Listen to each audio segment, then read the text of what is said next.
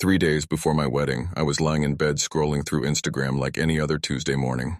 Sarah was already at work, and I had taken the week off to handle last-minute wedding stuff. You know how it is. Those final details that always seem to pop up. I was mindlessly tapping through stories when I saw it. A post from Riverside Manor, our wedding venue. "We're sorry to announce that the Johnson-Matthews wedding scheduled for this Saturday has been canceled. We wish the couple all the best in their future endeavors." I stared at my phone screen. Johnson-Matthews, that was us. Sarah Matthews and me, David Johnson. My heart stopped. I read it again and again. The words didn't change. Canceled. Our wedding. This Saturday. My hands started shaking. This had to be a mistake. Some social media intern mixed up posts or something. There was no way our wedding was canceled. I would know if my own wedding was canceled, right? I screenshot the post and immediately called Marcus, my best man. He was the one handling all the vendor communications since he claimed to have connections in the wedding industry. The phone rang once, twice, 3 times. Voicemail. "Marcus, call me back immediately. There's something seriously wrong with the venue's Instagram. Call me." I hung up and dialed Riverside Manor directly. My palms were sweating as I waited for someone to pick up. "Riverside Manor, this is Jennifer speaking." "Hi, this is David Johnson. I'm supposed to be getting married there this Saturday, and I just saw a post on your Instagram saying my wedding is canceled. This has to be a mistake." There was a pause. A long, uncomfortable pause. "Mr. Johnson," Jennifer said slowly, "your wedding was canceled yesterday.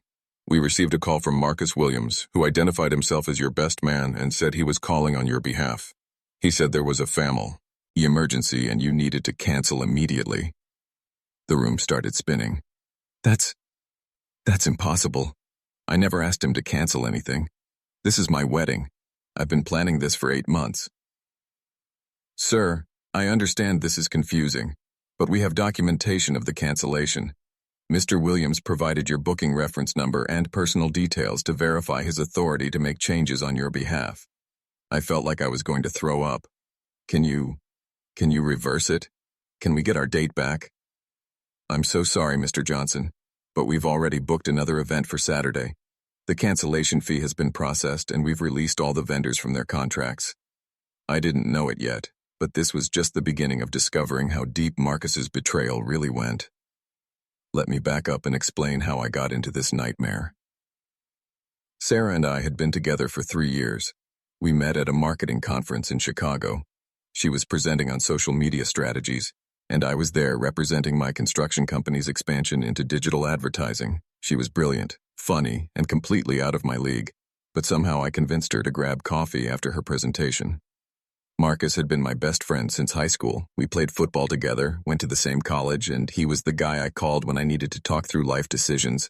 When I told him I was going to propose to Sarah, he was the first person I shared the ring design with. "Dude, she's going to flip," he said, examining the diamond. "You picked the perfect one." After Sarah said yes, Marcus immediately volunteered to help with wedding planning. "I've got a cousin who's a wedding planner," he told us. "Plus, I know guys in catering, photography, all that stuff. Let me handle the vendor coordination. You two just focus on enjoying your engagement." Sarah was relieved. She was swamped at work, trying to make partner at her marketing firm, and I was managing 3 construction projects simultaneously. Having Marcus take care of vendor communication seemed like a blessing. "Are you sure you don't mind?" Sarah asked him. "That's a lot of responsibility." "Are you kidding? It's the least I can do for my best friend," Marcus replied, throwing his arm around my shoulder. "Besides, I want to make sure everything's perfect for you guys." Looking back, I should have seen the red flags. The way Marcus always found reasons to meet with Sarah alone to discuss wedding details. How he insisted on being the primary contact for all vendors to keep things streamlined. The subtle comments he'd make about how much stress wedding planning was putting on our relationship. But I trusted him. We'd been friends for 15 years. He was going to be my best man. He stood up at my bachelor party and gave a speech about how lucky Sarah was to have found someone who would love her unconditionally. I was so naive. Marcus had positioned himself as the bridge between us and our wedding day. Every vendor call, every contract negotiation, every change or update went through him. Sarah and I barely had to think about the logistics. Marcus handled everything. "You're so lucky to have a friend like that," Sarah would say. "He's really going above and beyond." I agreed. I felt grateful. I bought him an expensive watch as a thank you gift and wrote him a card about how much his help meant to us. The irony is almost too painful to think about now. After hanging up with the venue, I sat in my bedroom staring at my phone. My wedding was in 3 days, and apparently it had been canceled without my knowledge. I needed to figure out how extensive this disaster was. I pulled up the contact list Marcus had created for all our vendors and started dialing. First call, Bella Vista Catering. "Hi, this is David Johnson. I'm checking on the catering order for this Saturday's wedding at Riverside Manor." "Oh, Mr. Johnson, I'm so sorry about the cancellation. Marcus called yesterday and said there was a family emergency. We've already redistributed your menu items to other events." My stomach dropped further. Second call, Thompson Photography. "David, I got Marcus's call yesterday. I'm so sorry about whatever happened. I've already booked another wedding for Saturday since your date opened up." Third call, Elegant Blooms Florist. "Yes, Marcus called and canceled your flower arrangements. He seemed really upset about the emergency. We donated your centerpieces to a nursing home since they were already made." One by one, every single vendor told me the same story. Marcus had called, identified himself as my best man calling on my behalf, mentioned a family emergency, and systematically canceled every aspect of my wedding. The DJ canceled, the transportation service canceled, even the cake. A custom 3-tier design Sarah and I had spent weeks perfecting. Canceled. My hands were shaking as I made the final call to Sarah's makeup artist. "Oh, honey," she said. "Marcus called yesterday evening. He said you and Sarah decided to postpone due to some family issues. I've already filled your time slot with another bride." I sat there in complete silence for what felt like hours. This wasn't a misunderstanding. This wasn't an accident. Marcus had deliberately and systematically destroyed my wedding, vendor by vendor, lie by lie. But why? I tried calling Marcus again, straight to voicemail. I texted him. "Call me now." Know what you did." No response. I called Sarah. "Hey babe, what's up?" She answered cheerfully. "Sarah, we need to talk. Something's happened, something bad." "What do you mean? Is everything okay?" "No, nothing is okay. Marcus canceled our wedding, all of it. Every vendor, every service. Our wedding is destroyed." Silence. "That's impossible," she said finally. "Marcus wouldn't do that. There has to be some explanation." "I've called everyone, Sarah. Every single vendor says Marcus called yesterday claiming there was a family emergency and canceled everything on our behalf." I could hear her breathing getting faster. "I'm coming home right now." As I waited for Sarah, one thought kept circling through my mind. Marcus had access to everything. Our booking numbers, our personal details, our vendor list. We had given him complete control over our wedding day, and he had used that trust to destroy us. Sarah burst through our apartment door 30 minutes later, her face flushed and her eyes wide with panic. "Show me," she said. I pulled up the venue's Instagram post and showed her my call log, 17 missed calls to vendors, all confirming the same nightmare. Sarah sank onto our couch, staring at my phone. "This doesn't make sense," she whispered. "Why would Marcus do this?" "I don't know, but I'm about to find out."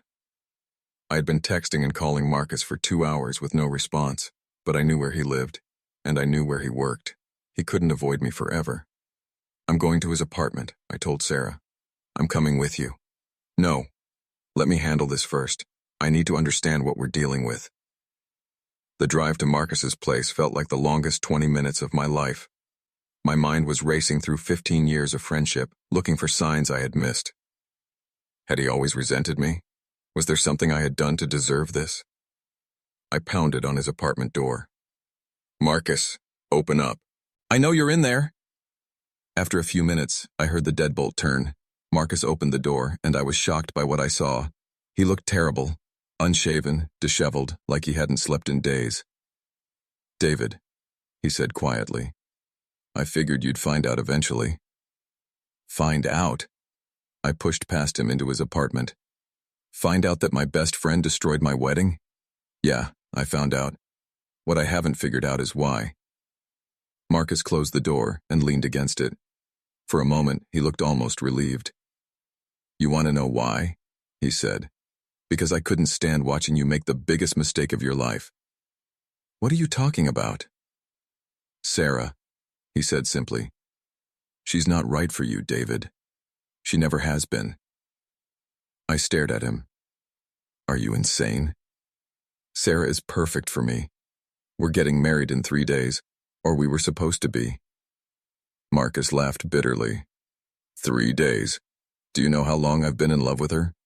The words hit me like a physical blow. "What did you just say?" "I've been in love with Sarah since the day you introduced us," Marcus said, his voice getting stronger. "I've watched her pretend to be happy with you for 3 years, and I couldn't take it anymore. She deserves better than a construction worker who can barely hold a conversation at her company parties." My hands clenched into fists. "You sabotaged my wedding because you think you're better for my fiancée than I am?" "I didn't sabotage anything," Marcus said coldly. "I saved her from a lifetime of settling. Sarah is brilliant, sophisticated, ambitious. She's going to make partner at her firm. And you? You pour concrete and think Red Lobster is fine dining." "She chose me, Marcus. She said yes when I proposed. She's been planning this wedding for months." "She said yes because she felt pressured. She's been having doubts for weeks, David. She just didn't know how to tell you." "That's not true, isn't it?" Marcus walked to his kitchen counter and picked up his phone. "She's been texting me, confiding in me about her concerns, about whether she's making the right choice." He held up his phone, and I could see a text thread between him and Sarah. My vision blurred as I tried to read the messages. "You've been manipulating her," I said. "I've been there for her," Marcus replied, "which is more than you can say." I wanted to hit him. I wanted to grab him and shake him until he admitted this was all some sick joke. Instead, I turned and walked toward the door. "This isn't over," I said. "Yes, it is," Marcus called after me. "Your wedding is canceled, David. Maybe now Sarah can finally be with someone who actually deserves her." I drove home in a daze, Marcus's words echoing in my head. Sarah was waiting for me in our living room, pacing back and forth. "What did he say?" she asked immediately. I looked at the woman I was supposed to marry in 3 days. Her blonde hair was pulled back in a messy bun, and she was wearing the oversized sweater I had bought her for Christmas. She looked beautiful and worried and completely innocent of what I was about to tell her. "Marcus is in love with you," I said. Sarah stopped pacing. "What?" "He's been in love with you for 3 years. He canceled our wedding because he thinks he's better for you than I am." Sarah's face went through a series of expressions: confusion, disbelief, and then something that looked almost like guilt. "That's ridiculous," she said, but her voice was shaky. "Is it?" I sat down across from her. "Sarah, have you been having doubts about us? About getting married?" The question hung in the air between us. Sarah looked down at her hands, twisting her engagement ring around her finger. "Everyone has pre-wedding jitters," she said finally. "That's not what I asked." Sarah was quiet for a long moment. "What?" And she looked up at me. Her eyes were filled with tears. "I don't know," she whispered. "Maybe. I don't know." It felt like she had just punched me in the chest. "What do you mean you don't know?" "Marcus has been supportive during the wedding planning. He's been there to listen when I felt overwhelmed, and sometimes he'd ask questions that made me think." "What kind of questions?" "About whether we want the same things, about our future goals, about whether I was settling." I felt sick. "Sarah, Marcus has been manipulating you. He's been planting these doubts in your head because he wants to break us up." "I know that now," she said quickly. "But David, what if he's right about some things? What if we are too different? We've been together for 3 years. We've talked about our future hundreds of times. Where's this coming from?" Sarah started crying. "I don't know. Marcus would point out things like how uncomfortable you look at my work events, or how we never really talk about my career goals, or how different our backgrounds are. And I started noticing those things too." "So you think we should call off the wedding?" "I think maybe we should postpone it," Sarah said through her tears. "Not cancel it, just postpone it. Give us time to work through these issues." I stared at her. My fiancée, the woman I had planned to spend my life with, was essentially agreeing with the man who had just destroyed our wedding. Sarah, Marcus canceled our wedding without telling us. He lied to every vendor. He violated our trust in the worst possible way, and you're saying maybe he had a point? I'm not saying he was right to do what he did, Sarah said defensively. I'm saying maybe there's some truth in why he did it. He did it because he's obsessed with you. Or maybe he did it because he could see we weren't ready. I felt like I was losing her. Right there in our living room, I could feel Sarah slipping away from me, and I didn't know how to stop it. What do you want to do? I asked quietly. I want to think, she said. I want some space to figure out what I really want without Marcus's voice in my head or the pressure of a wedding in 3 days. Space. Just for a few days. Just so I can think clearly. I nodded, even though it felt like my world was crumbling. Okay, if that's what you need. But as Sarah packed a bag to stay at her sister's place, I couldn't shake the feeling that Marcus had already won. After Sarah left, I sat alone in our apartment, staring at the wedding favors we had assembled the week before. 200 small boxes filled with Jordan almonds, each tied with a ribbon in our wedding colors. I was angry. Furious, actually. But underneath the anger was something else. A nagging suspicion that Marcus's manipulation went deeper than just canceling our wedding. Sarah's sudden doubts hadn't come out of nowhere. She had been confident and excited about our wedding just weeks ago. What had Marcus been telling her during all those vendor coordination meetings? I decided to find out. I started with Sarah's best friend, Jessica, who had been her maid of honor. Jess, it's David. Can we talk? Oh my God, David, I heard about the wedding. I'm so sorry. Is Sarah okay? That's what I'm trying to figure out. Jess, has Sarah mentioned having doubts about us recently? There was a pause. David, I don't know if I should. Please. I need to understand what's been going on. Jessica sighed. She's been asking a lot of questions lately. About whether you two are compatible long-term. About whether love is enough if you don't have similar ambitions. Did she say where these concerns were coming from? She mentioned that Marcus had been really helpful during wedding planning, and that he'd made some good points about making sure you're marrying for the right reasons. My jaw clenched. What kind of points? I don't remember exactly, but a thing about how different your social circles are, and how you might hold her back professionally. I thanked Jessica and hung up, my suspicions confirmed. Marcus hadn't just been coordinating vendors. He had been running a systematic campaign to undermine my relationship with Sarah. I called Sarah's brother, Mike. Hey man, sorry about whatever's going on with the wedding, Mike said when he answered. Mike, has Sarah talked to you about having second thoughts about marrying me? Yeah, actually. She called me a few weeks ago asking what I thought about you guys. She seemed worried that you might not be ambitious enough for her. Did she say why she was suddenly concerned about that? She mentioned that Marcus had brought up some good questions about your long-term compatibility. She said he was just looking out for her. I was starting to see the pattern. Marcus had been systematically planting seeds of doubt in Sarah's mind and reinforcing them with her friends and family. But I needed proof. I remembered that Marcus had insisted on having Sarah's contact information for all the vendors, claiming it was backup in case he was unreachable.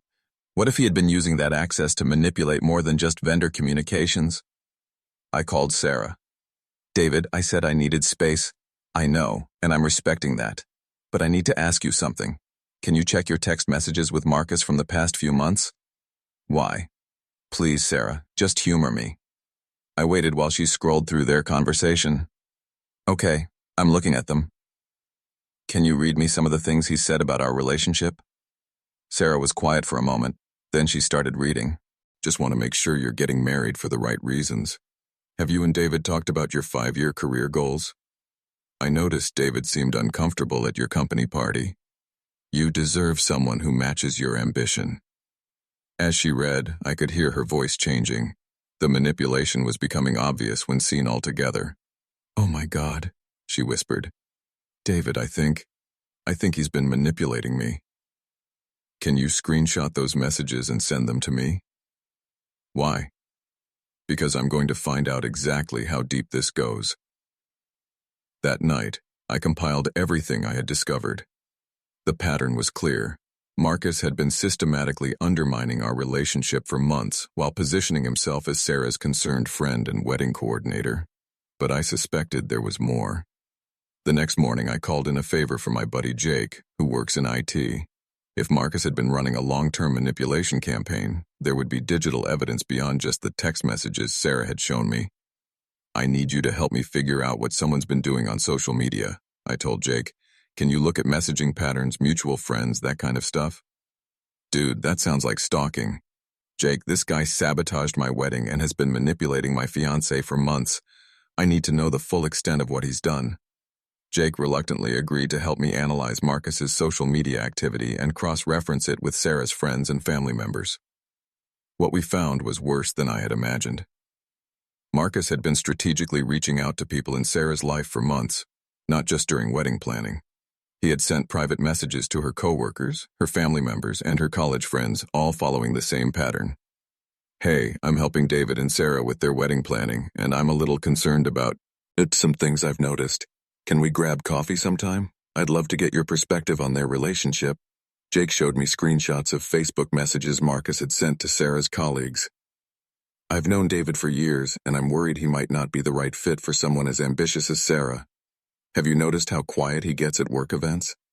Messages to her family members. "I just want to make sure Sarah's making the right choice. David's a good guy, but I'm not sure he really understands her career goals." Messages to her friends. "I've been helping with wedding planning, and I keep noticing little things that make me wonder if they're truly compatible. Has Sarah mentioned any concerns to you?" It was a masterclass in psychological manipulation. Marcus had been creating a network of doubt around Sarah, making her feel like everyone was questioning our relationship. But the worst part was what Jake found next. "Dude, look at this," Jake said, pointing to his computer screen. "Your boy Marcus has been creating fake dating profiles." My blood ran cold. "What do you mean?" "Look at these screenshots. He's been using photos from your social media to create fake dating profiles under your name on multiple apps." Jake showed me profiles on Tinder, Bumble, and Hinge, all using my photos but with slightly different names. Dave Johnson, David J., DJ Johnson. The profiles were active, with recent messages to other women. "He's been making it look like you're cheating," Jake said, "or at least that you're still looking around while engaged." I felt sick. "Can you prove these profiles are fake?" "The metadata shows they were all created from the same IP address, and it's not yours. I can trace it back to Marcus's apartment complex." We spent the rest of the day compiling evidence. Jake helped me create a comprehensive file showing Marcus's systematic messaging campaign to Sarah's friends and family, the fake dating profiles created using my photos, text message patterns showing how he planted and reinforced doubts, financial records showing he had never actually paid deposits to vendors. He had been lying about that too. By evening, I had a complete picture of Marcus's plan: cancel the wedding to create chaos and crisis, position himself as Sarah's supportive friend during the aftermath, and then reveal evidence of my supposed infidelity to push Sarah away from me permanently.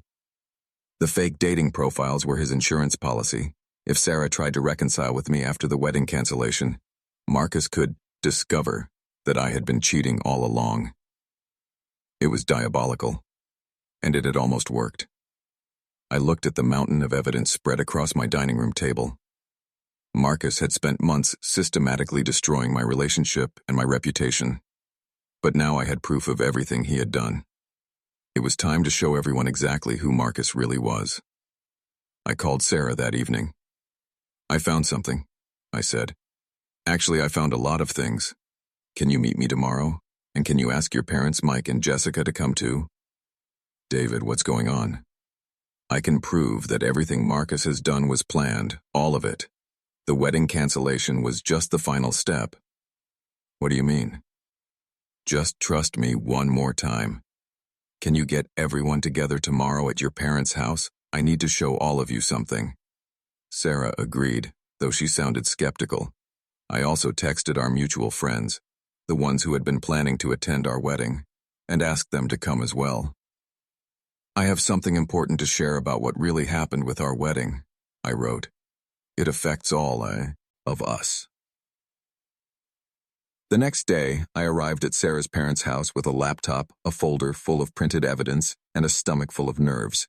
Sarah was there with her family, Jessica, and about 8 of our mutual friends. Marcus wasn't there, but that was intentional. I wanted to present the evidence first, then confront him with witnesses. "Thank you all for coming," I said, standing in the Matthews' living room. "I know this is strange, but I need to show you something that affects all of us." I opened my laptop and connected it to their TV. 3 days ago, I found out that Marcus had canceled our wedding without telling us. But what I discovered after that was much worse. I started with the text messages, showing the systematic way Marcus had planted doubts in Sarah's mind. I could see Sarah's face change as she realized how deliberate and calculated his manipulation had been. Then I showed the messages he had sent to her family and friends, creating a network of concern about our relationship. Sarah's mother gasped. "He sent me a message like this. I thought he was just being a good friend, looking out for Sarah." "He sent one to me too," said Mike. "I thought it was weird, but I figured he knew you better than I did." Then came the devastating revelation: the fake dating profiles. Marcus created fake accounts using my photos to make it look like I was cheating on Sarah, I said, showing the screenshots Jake had compiled. He was planning to discover these profiles after our wedding was canceled to make sure Sarah would never take me back. The room was completely silent. Sarah was staring at the TV screen, her face pale. This is insane," Jessica whispered. "It gets worse," I said. I showed them the financial records proving Marcus had lied about paying vendor deposits, and the timeline showing how long he had been planning this sabotage. "Marcus has been running a 6-month campaign to destroy my relationship with Sarah and my reputation with all of you. The wedding cancellation wasn't an impulsive decision. It was the climax of a calculated plan." Sarah stood up abruptly. "I need to call him." "Sarah, wait. No, I need to hear him try to explain this." She dialed Marcus's number and put the phone on speaker. He answered on the second ring. "Sarah, I've been so worried about you. How are you holding up after everything with David?" "Marcus," Sarah said, her voice shaking with anger, "did you create fake dating profiles using David's photos?" There was a long pause. "Sarah, I don't know what David has told you, but answer the question. Did you create fake dating profiles to make it look like David was cheating on me?" Another pause. "Sarah, you don't understand. I was trying to protect you. David isn't who you think he is. So you did create them. I found evidence that he was already cheating and I—" "Stop lying," Sarah screamed. "Just stop lying. David has proof of everything, Marcus. The fake profiles, the messages you sent to my family, all of it." "Sarah, please, just let me explain." Sarah hung up on him. The room was still silent. Everyone was staring at me, then at Sarah, then at each other. "I can't believe this," Sarah's father said finally. "That young man sat at our dinner table. We trusted him." Sarah was crying now, but they weren't tears of sadness. They were tears of rage. "David," she said, "I am so sorry. I am so sorry." "You didn't know," I said. "I should have known. I should have trusted you instead of listening to him." Sarah's mother stood up and hugged me. "We all should have trusted you, David. We're so sorry." One by one, everyone in the room apologized for doubting me, for falling for Marcus's manipulation. But the most important apology came from Sarah. "Can you ever forgive me?" she asked. "There's nothing to forgive," I said. "Marcus is a master manipulator. He fooled all of us." "So what do we do now?" Mike asked. I looked around the room at these people who had been turned against me and were now seeing the truth. Now we make sure Marcus faces consequences for what he's done. The first step was legal action. The financial damage from Marcus's wedding sabotage was substantial. Canceled deposits, rescheduling fees, and lost payments totaled over $15,000. My lawyer advised me that we had a strong case for fraud and intentional interference with contract, but the legal consequences were just the beginning. Sarah and I decided to forward all the evidence to Marcus's employer. As it turned out, Marcus worked at a marketing firm that prided itself on ethical business practices. When his boss saw the elaborate manipulation campaign Marcus had orchestrated, complete with fake social media profiles and systematic deception, he was fired immediately. "We can't have someone with this level of dishonesty representing our company," his boss told me when I called to follow up. The social consequences were even more satisfying. Word spread quickly through our friend group about what Marcus had done. The evidence was so comprehensive and damning that there was no way for him to spin it or deny it. Marcus tried to reach out to a few people, claiming I had fabricated everything, but Jake had made sure our evidence was ironclad with metadata and digital forensics that couldn't be faked. Within a week, Marcus was completely ostracized from our social circle. People who had known him for years cut off all contact. His cousin, the one who supposedly had wedding industry connections, publicly called him out on Facebook for bringing shame to their family. But the most important consequence was what happened between Sarah and me. "I want to get married," Sarah told me one evening as we sat in our apartment, looking through the evidence files. "Not because we've already planned a wedding, but because I've learned who you really are through all of this." "What do you mean?" "Marcus spent months trying to convince me that you weren't good enough for me, that you weren't ambitious or sophisticated enough. But when our entire wedding was destroyed, when I was questioning everything about our relationship, you didn't get defensive or angry with me. You got to work proving the truth." She took my hands. "You could have just told me Marcus was lying. Instead, you did the hard work of gathering evidence and showing everyone exactly what had happened. You protected not just our relationship, but our entire friend group from his manipulation." We decided to have a small wedding ceremony the following month, just immediate family and our closest friends, the ones who had stood by us through the Marcus situation. It was perfect, simple, intimate, and surrounded only by people we knew we could trust completely. Marcus tried to show up at the venue, but Sarah's brother Mike and two of my construction crew buddies made sure he understood he wasn't welcome. The best part of our actual wedding day was seeing how happy and relaxed Sarah was. There were no doubts, no anxiety, no little voice in her head questioning whether she was making the right choice. Because the person who had been whispering those doubts was gone. 6 months later, we received word that Marcus had moved to another state. The lawsuit was settled in our favor, and we used the money for our honeymoon in Italy. Sarah got her promotion to partner at the marketing firm. I expanded my construction business and hired 3 new employees. We bought a house together and started. He said, talking about kids. Everything Marcus had said we couldn't do together, we were doing. And we were doing it better than either of us had imagined possible. It's been a year since Marcus sabotaged our wedding, and I'm writing this from the deck of the house Sarah and I bought together. She's inside making dinner, humming while she cooks, and I can hear her laughing at something she's watching on TV. We're happy. Really, genuinely happy in a way that feels deeper and more solid than what we had before. Going through the Marcus situation taught us both things about ourselves and each other that we never would have learned otherwise. I learned that I'm stronger than I thought I was, capable of fighting for what matters to me instead of just accepting defeat. Sarah learned that she could trust her own judgment instead of constantly second-guessing herself based on other people's opinions. Most importantly, we both learned the difference between friends who support your relationship and people who undermine it for their own reasons. Marcus, as far as we know, is living somewhere in Arizona now. Mutual friends occasionally mention seeing his social media posts. He appears to be working at a car dealership and dating someone new. I genuinely hope he's gotten help for whatever drove him to do what he did to us. But I don't think about him much anymore. What I think about instead is how lucky I am that his plan failed. Not just because I got to marry Sarah, but because the crisis he created forced us to build a stronger foundation for our marriage than we ever would have had otherwise. We learned to communicate better, to trust each other completely, and to recognize manipulation when we see it.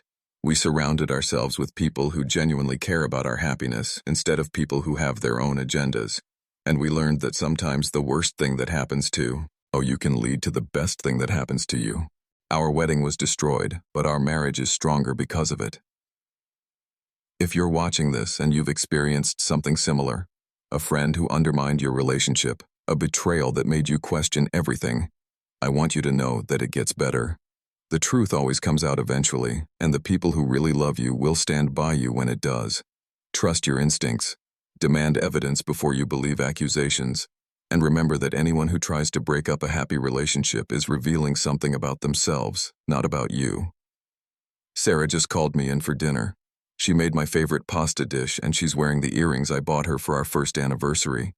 In a few minutes, we'll sit at our kitchen table and talk about our days, make plans for the weekend, and probably laugh about something ridiculous one of us did. It's ordinary and perfect, and everything Marcus tried to convince Sarah she didn't want. I'm glad he was wrong. Tell me in the comments, have you ever had a friend who turned out to be working against you? How did you handle it? I'd love to hear your stories.